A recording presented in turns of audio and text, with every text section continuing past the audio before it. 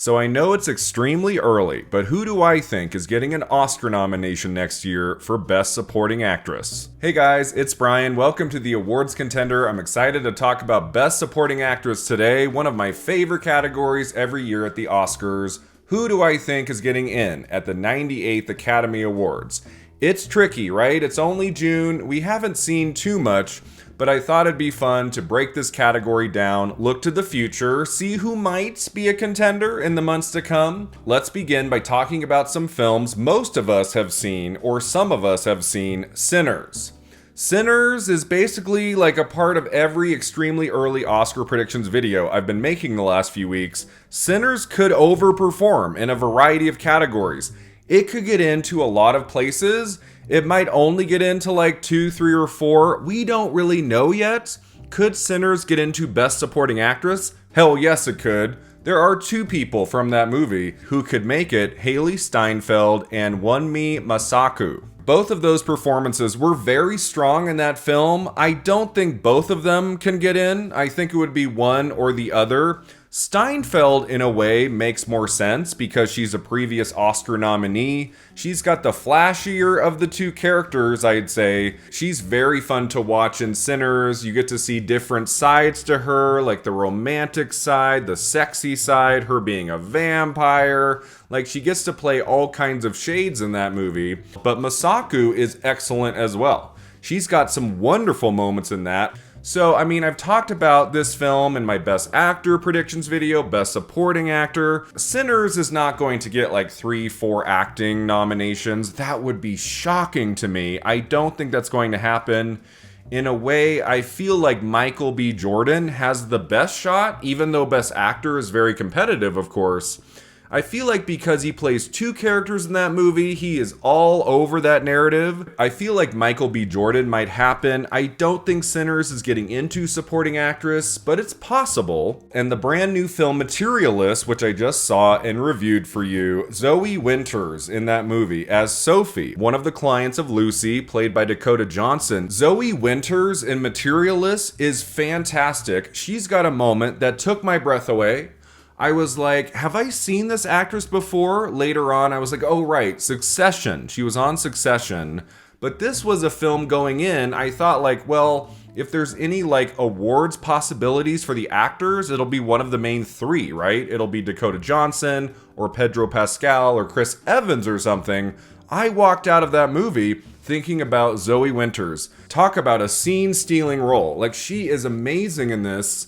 I don't think that's going to happen. I feel like it's too early in the year. If Materialist gets in at the Oscars, if that happens, I think it's original screenplay for Celine Song. I think this is a screenplay nominee. Best Supporting Actress, like, having gone through the list and done my research the last couple hours, it's going to be stacked, guys. There's a lot of contenders here. I'm not sure that a pretty brief performance in Materialists is going to make it to the Oscars. I don't see that happening, but I do think Zoe Winters would be deserved for that nomination. All right, now moving on to the Cannes Film Festival, which I did not attend, but I of course read up on all the movies. There are 2 supporting actress performances from that festival I do feel like could be contenders in the months to come. Sissy Spacek, Die My Love. I heard some really good things about her performance. Apparently Nick Nolte is in the movie too, but he's like very briefly in it.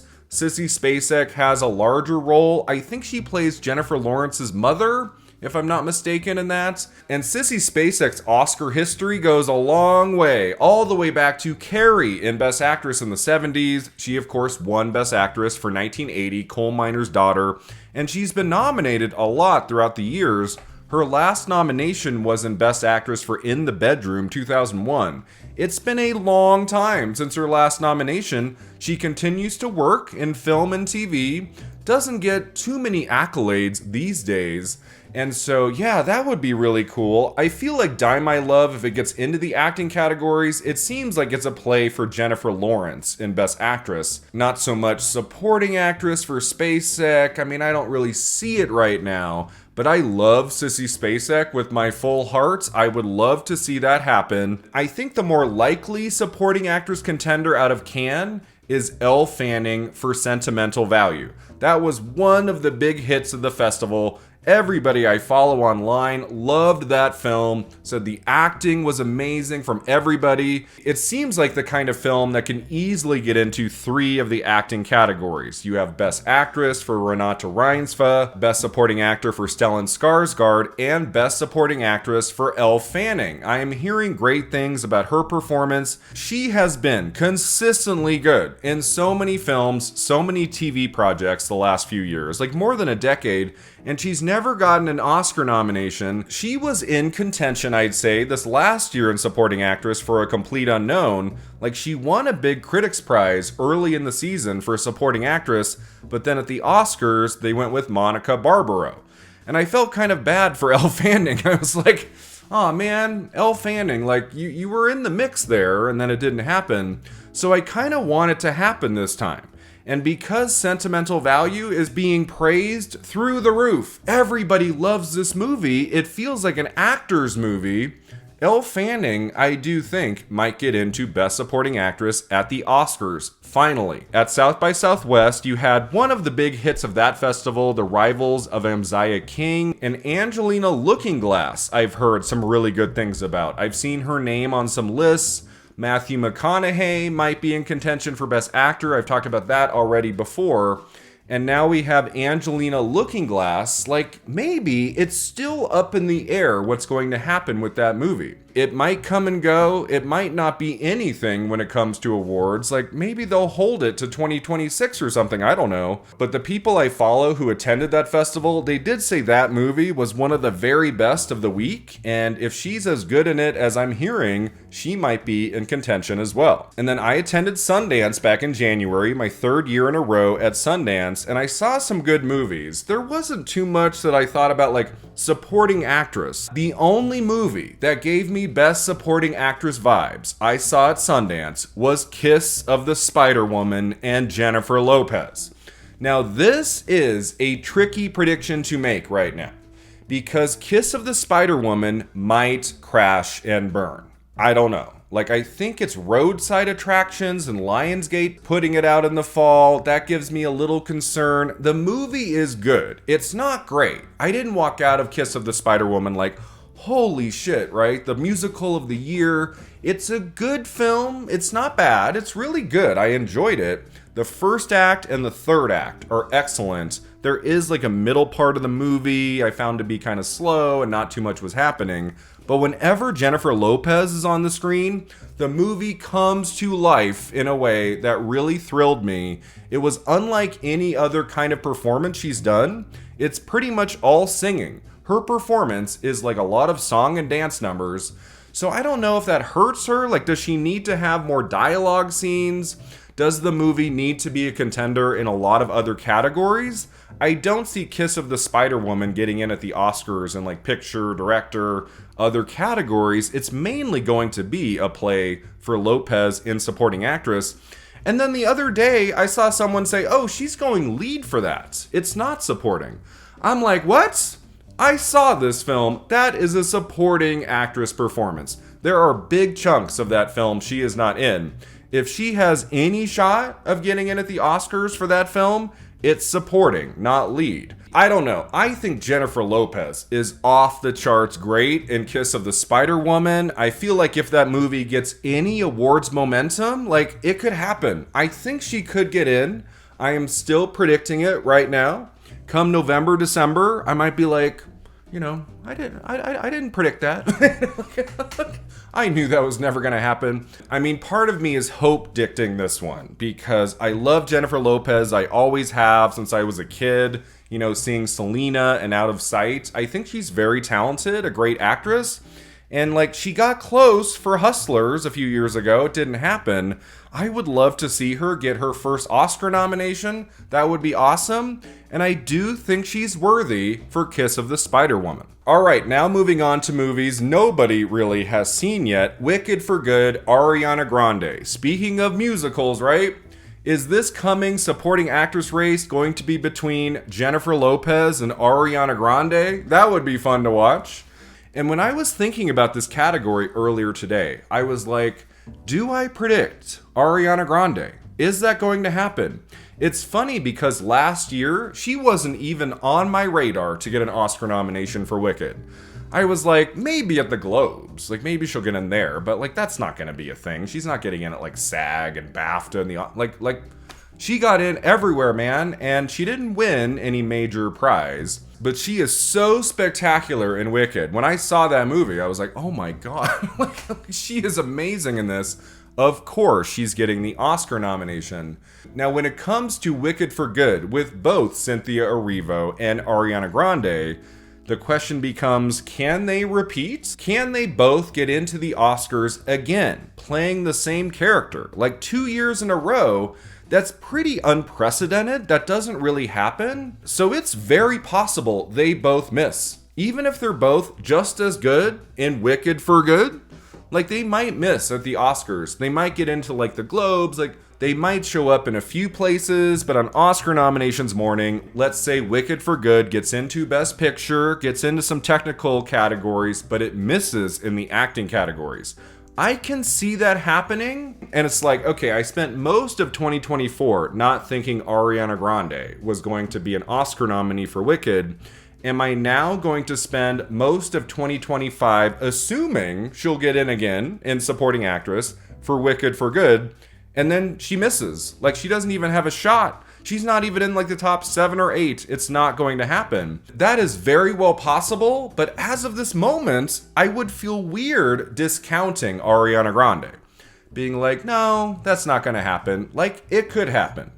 It's likely going to happen, I think, as long as she's just as strong in that second movie, and it's as big of a hit with audiences and critics like the first one was. Ariana Grande could be the frontrunner to win, for all we know. It might be a case where they're like, okay, this is the movie we're giving you the wins for. It didn't happen last time, but it's going to happen this time. So I'm going to predict her right now. We'll see how I feel in October, November when I do like the next round of prediction videos. Right now, I feel like Ariana Grande has to get in a second time. Next up is One Battle After Another, the new Leonardo DiCaprio, Paul Thomas Anderson film opening in September. We have 2 people in that movie I feel like could get in. You have Teyana Taylor and Regina Hall.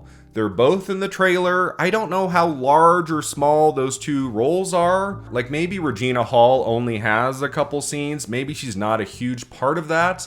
Based on the trailer, like from what I've seen, Teyana Taylor looks to be more of the supporting actress contender. She looks like she is going to slay that role. And she was so good a couple years ago in that Sundance film, 1001, and she was on like a lot of critics' lists. Like, I think she got in at Film Independent Spirit Awards, but, like, she could never transcend into, like, the big award ceremonies for that wonderful performance. I feel like this might be her shots. Paul Thomas Anderson movies often get into Best Supporting Actress at the Oscars. You have Julianne Moore, Boogie Nights, Amy Adams, The Master, Leslie Manville, Phantom Thread. It's happened 3 times. So even if DiCaprio misses in Best Actor at the end of the day, I feel like One Battle After Another could get into Supporting Actor for Sean Penn or Benicio del Toro, maybe. And Supporting Actress, I do feel like one of those 2 women could make it. I am betting on Teyana Taylor. I think that's going to happen. Io Adebari, After the Hunt, the new film from Luca Guadagnino starring Julia Roberts and Andrew Garfield, coming out later this year. One of my most anticipated films of 2025. I cannot wait. I think she's like the 3rd major character in that movie. Like Andrew Garfield's character does something really awful to her character, and she comes forward. I think that's like near the beginning of the film. And Io Adebari has, of course, done amazing work the last few years on The Bear on television. Can she get her first Oscar nomination for After the Hunt? I mean, I'm going to predict Julia Roberts in the next video. Spoiler alert, I think Julia Roberts might have a shot in Best Actress. And then Andrew Garfield, I talked about as a possibility in supporting actor. Is that movie going to get into actress, supporting actor, supporting actress? I don't know. I mean, it's hard to get confident when Luca Guadagnino's last 2 films, both released in 2024, were completely snubbed on Oscar nominations morning. Both of those films, Challengers and Queer, got 0 Oscar nominations. So I'm like, Bones and All, the movie he made like before that, that didn't get in either. So, I mean, to predict After the Hunt in like 7, 8 categories, I'm not going to do that right now. In some ways, I feel like Julia Roberts might have the best shot to get into the acting categories for that movie. I mean, we all have to see it, of course, but I do think Io Adebari has to be on the list. Alicia Silverstone, Bugonia. Would that be something else? If Alicia Silverstone from Clueless and Batman and Robin, like imagine if she got an Oscar nomination for this upcoming film from Yorgos Lanthimos, starring Emma Stone and Jesse Plemons. We don't know much about that movie either. Alicia Silverstone is in the cast, and I've seen her name floated on some supporting actress lists, and I'm like, damn, that would be awesome. I have always loved Silverstone, like going back to the 90s. Like, I kind of grew up with her in the movies, like from like 95 to 97, 98. And she's never really had her shot at the Oscars. That's never happened.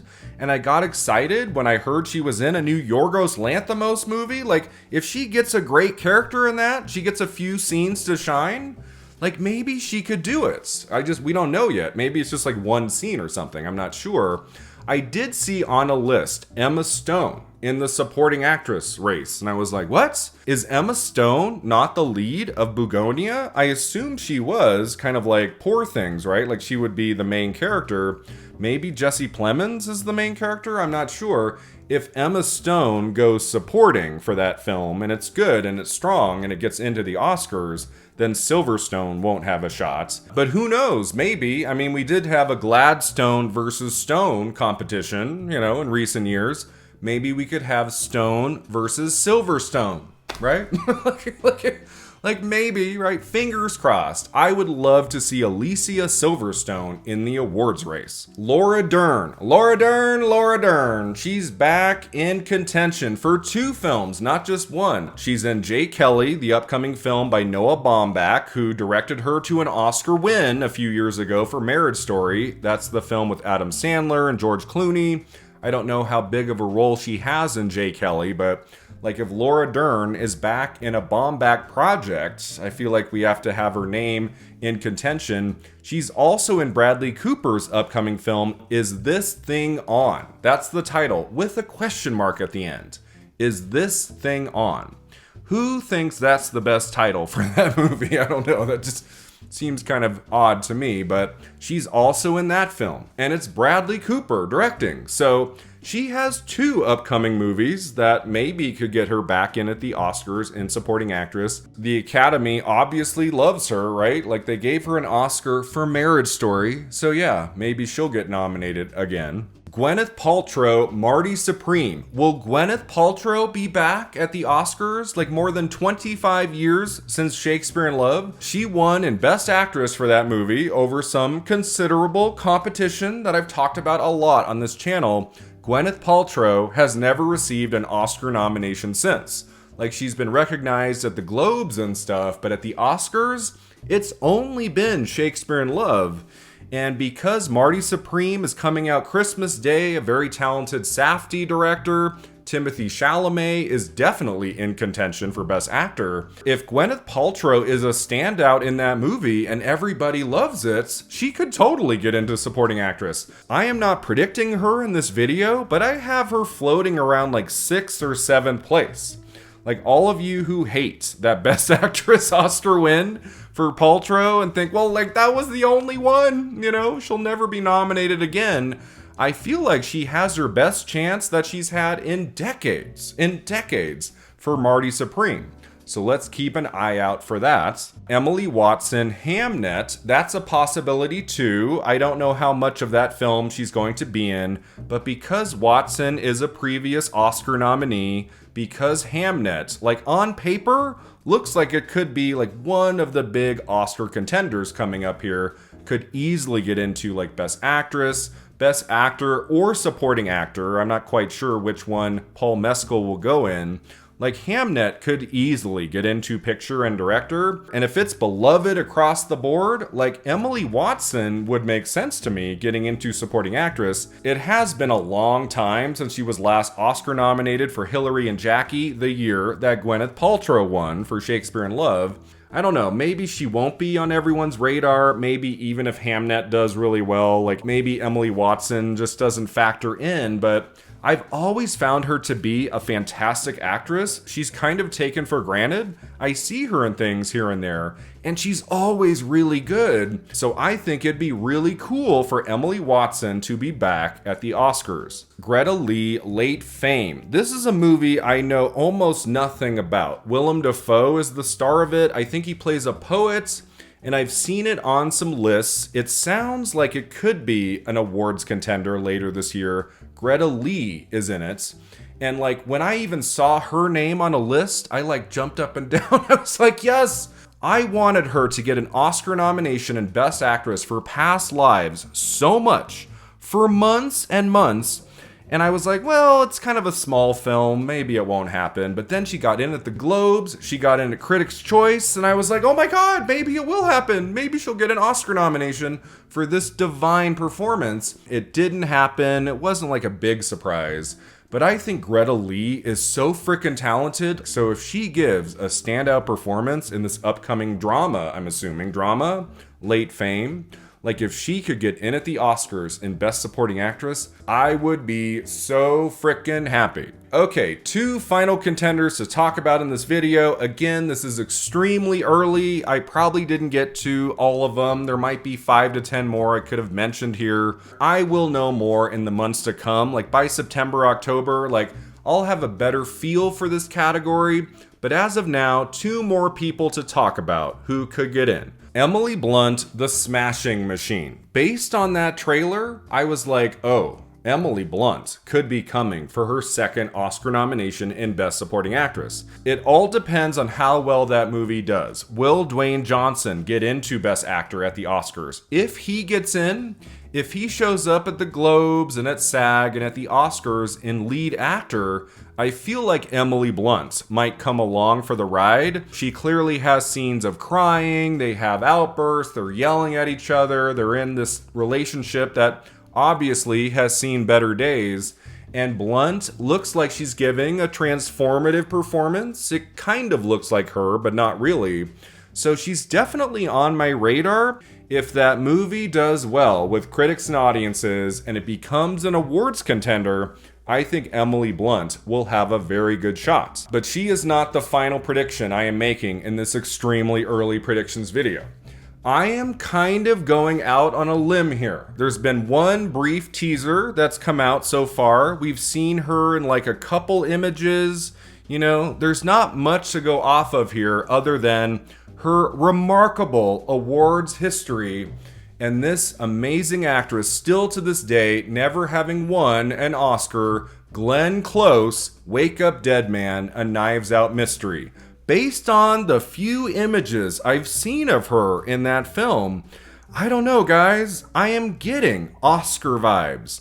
I am getting Ingrid Bergman, Murder on the Orient Express vibes with Glenn Close in the third Knives Out movie. I know it's kind of a stretch because the first 2 Knives Out films had some wonderful performances. You know, a couple got in at the Globes and stuff.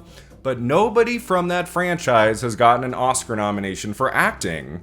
So, I mean, it doesn't seem that likely, especially in like a giant ensemble. All of the amazing actors in the third film, even if she's really good, she's one of the best performances of the film, maybe like it's looked at as too lightweight of a movie and it's not really an Oscar film. I don't know. I'm just getting vibes with that one. I feel like it could happen. Like she's playing a nun, I think. She's playing like someone religious in that film. That image of her like on the ground, I think. She's like praying, it looks like, as the wind is blowing against her. It looks like a transformative performance. And Glenn Close, I mean, she has 8 Oscar nominations. She's never won. There could be a narrative for her. If that film is as strong or better than the first 2 Knives Out movies, if she is the standout there, we could see a narrative grow for Glenn Close going into November, December, January. I would love to see it happen. This is more a hope diction than maybe anything else in the whole video. I mean, I guess you could call Jennifer Lopez Kiss of the Spider Woman kind of a hope diction, but I have seen that movie, and she's very good in it. We haven't seen Wake Up Dead Man, so I don't know. Maybe she doesn't get a whole lot to do, and there's nothing there. But as of right now, in June of 2025, I am doing it. I am predicting that Glenn Close is coming for her 9th Oscar nomination. So as of this moment, here are my extremely early Oscar predictions for Best Supporting Actress, alphabetical by last name. They are Glenn Close, Wake Up Dead Man, A Knives Out Mystery, Elle Fanning, Sentimental Value, Ariana Grande, Wicked for Good, Jennifer Lopez, Kiss of the Spider Woman, and Teyana Taylor, One Battle After Another. Thanks so much for watching and subscribing, and let me know in the comments below who do you think is getting into Best Supporting Actress at the Oscars next year, and I'll see you next time at the Awards Contender.